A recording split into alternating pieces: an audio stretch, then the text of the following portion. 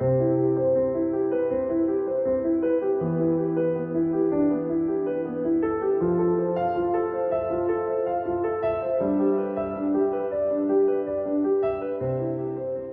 friends, today on the eve of my 70th birthday, I want to share with you what birthday and special dates mean to me. It took me years to fully grasp the importance of celebrations and acknowledging special dates.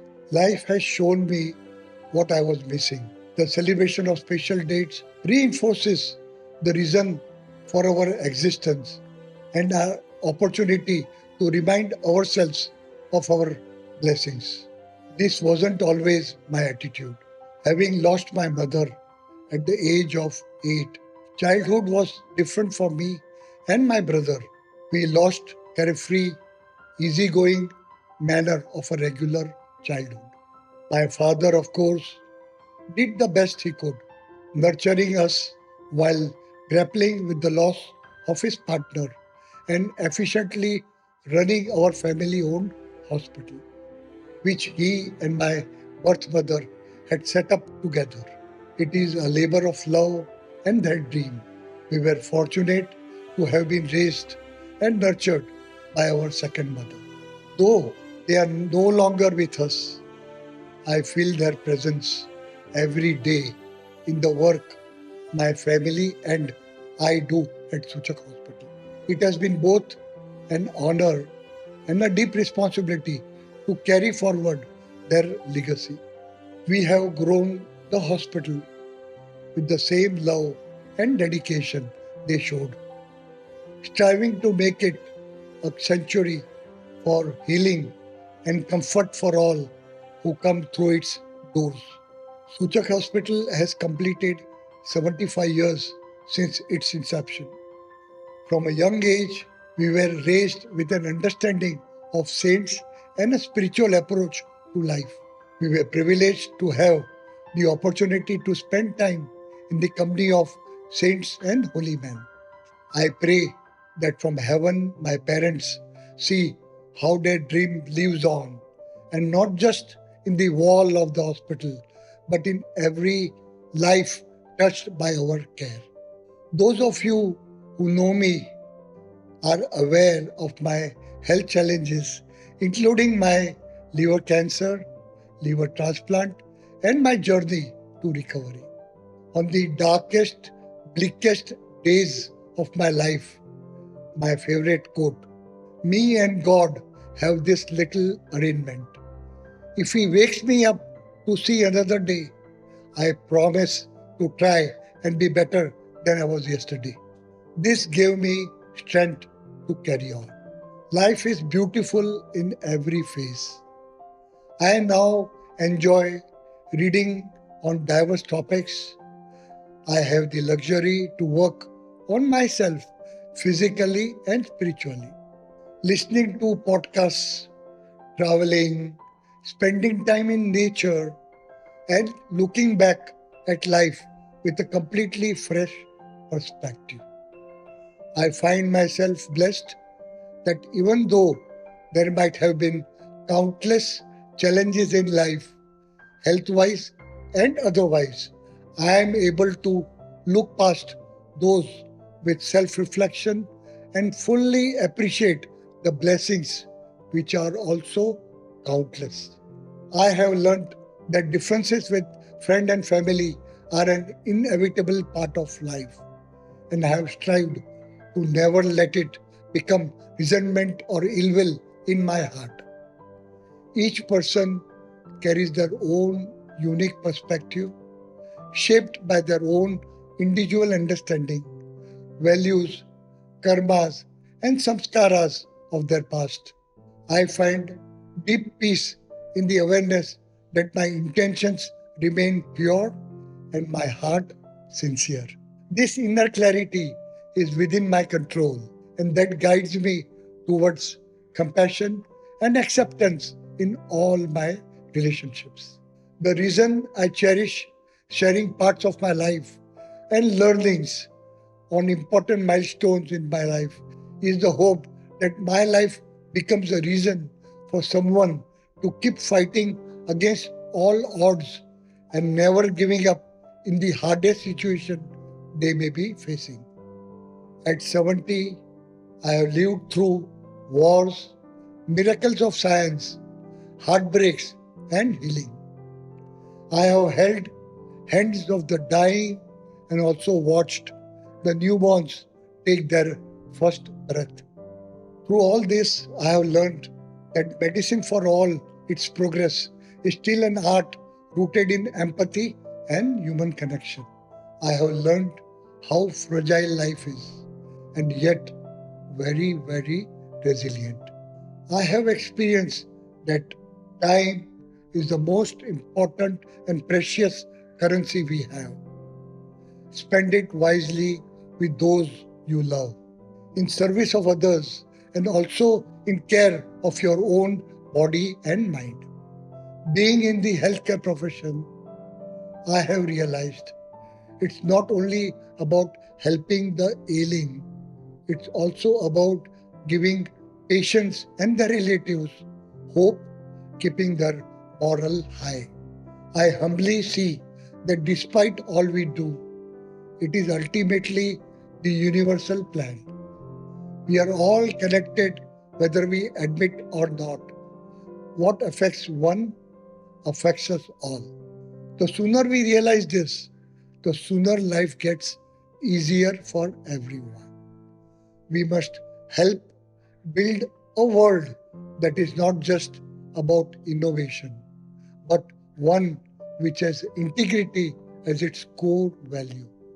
I hold the optimism that I am able to guide you with my experience of facing adverse situations and emerging from it with grace and humility.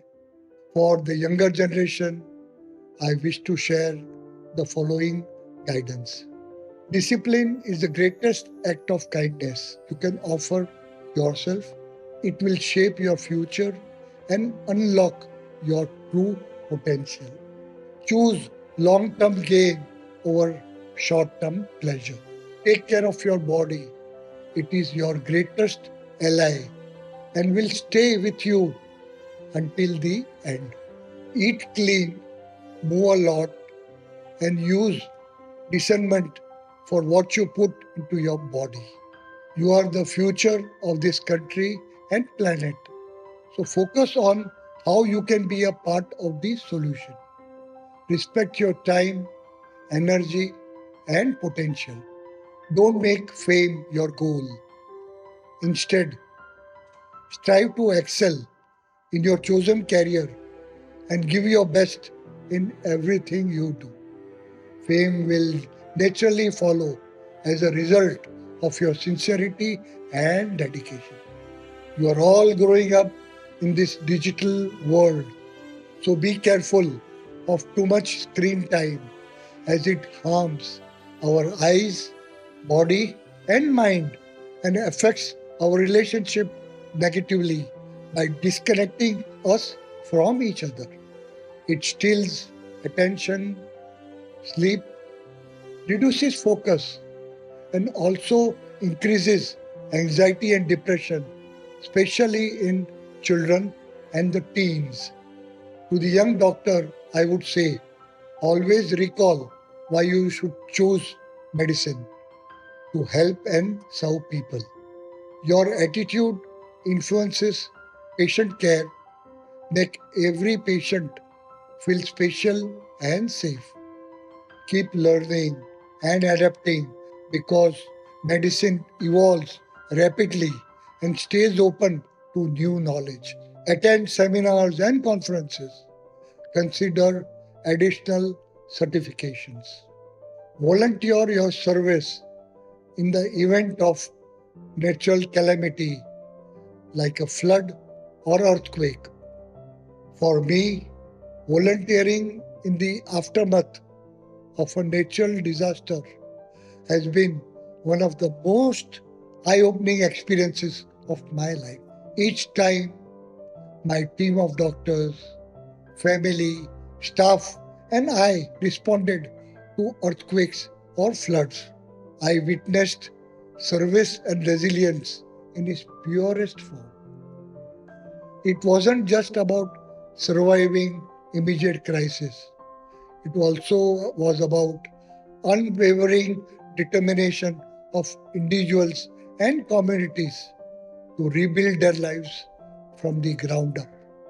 It's a collective spirit, a shared hope, and adaptability that fuels recovery even in the darkest moments. These experiences reshaped my understanding of resilience, showing me that it is not simply bouncing back, but growing stronger through compassion, cooperation, and relentless perseverance. And above all, give importance to self care. Manage stress with self care rituals, good sleep, and exercise. Take breaks whenever possible, even if it might be for 2 or 3 days. You will return to work energized. To my fellow elders, I would urge you not to fade in the background. The wisdom that life has taught us must be shared with the youth. Please guide, teach, and share. Healing comes not only from medicine, but from understanding, forgiveness, and love. We all need to take care of one another. After half a century in medicine, I have come to understand that healing, whether of a body or of a nation, requires more than skill. It demands courage, empathy, and clear moral compass. We have seen what happens when health is treated as commodity, when poverty is ignored, and the science is politicized. The human cost is staggering. I pray for a world where medical help reaches remote villages and the corners of the world, where clean water and clean air becomes a right, not a privilege, when education and healthcare are not luxuries but foundation of a just society. History will remember the lives we changed for the better, not the wealth we accumulated. My prayer today is, may all of life till the very end be full of sacred moments, cherished with the same warmth and reverence as the miracle of birth, the beginning of life. With endless gratitude to the blessings of my guru, my parents, my organ donor, and my liver transplant surgeon, my beautiful wife, Abha, for loving me unconditionally, and my children, Suraj and Tui, and their spouses, Saloni and Nathan. My grandchildren, Om, Ahana, Lucas, Oliver, and my dear Max, who is my sweetest golden retriever, have all added hundredfolds of joy to my life. I am also grateful to my colleagues and friends for their unwavering support and love, my faithful and supportive staff, and most importantly, our patients who have given us a purpose higher than ourselves. Keep striving to be better and better. I find myself privileged beyond anything my words will be able to convey. Thank you for listening, and I leave you with enduring hope for a better world and endless love and gratitude. Take care. Thank you all. Have a beautiful day.